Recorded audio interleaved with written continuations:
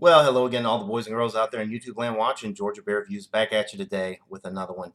And what I'm looking at is the Abita Hop On Juicy Pale. This beer was introduced in 2018. It is 6% alcohol by volume, 45 IBUs. I've never had it before. Brewed and canned by Abita Brewing Company in Abita Springs, Louisiana. The hops that they use in this beer are Cascade, Citra, and Equinaut. It says hazy appearance with a fresh, juicy flavor. So I'm pretty excited about this one. It kind of sounds like a light New England style pale ale, but we will see. I tend to gravitate more towards the pale ales and IPAs that have the juicy hop notes, not so much the piney resinous. Not that I don't like those, but I definitely prefer the citrus to the piney, dank, and resinous. So the appearance is kind of what I was expecting, a hazy, light orange color. Wow, very hazy in fact. Cannot see through it when I hold it up to the light.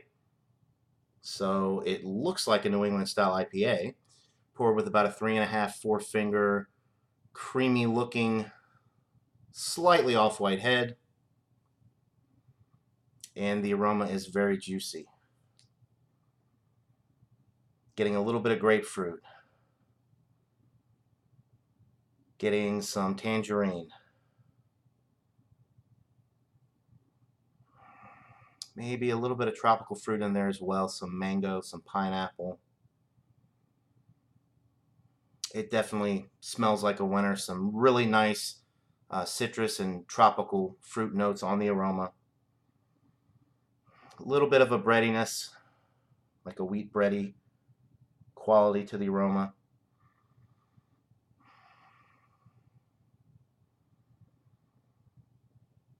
That's pretty much it. It smells good, very citrus forward, like I said, a little breadiness, so a nice juicy pale ale. So let's go ahead and get into it. Cheers, guys.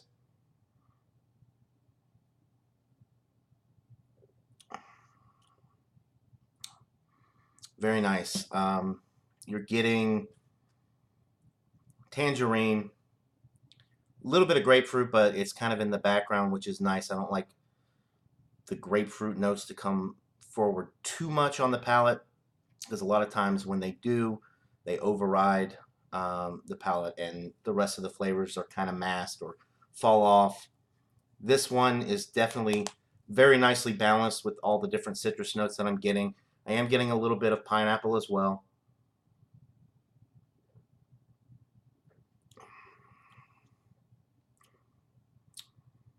There is a nice bready note in the middle of the sip, a wheat breadiness, which I really like with this beer.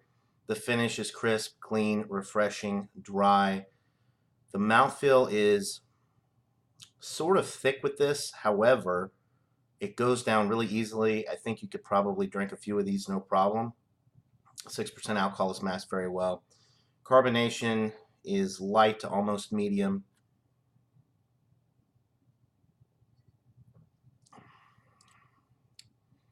There's a little bit of an earthiness as well on the finish, which I like. It is significantly bitter than some of the New England style IPAs that I've had, but it's not overly done. 2 or 3 of these, though, I think I'd be done because the bitterness is building a little bit. But this hits all the right notes. It has all the nice tropical fruit and citrus flavors that you would expect with this type of beer. It's got some great body to it.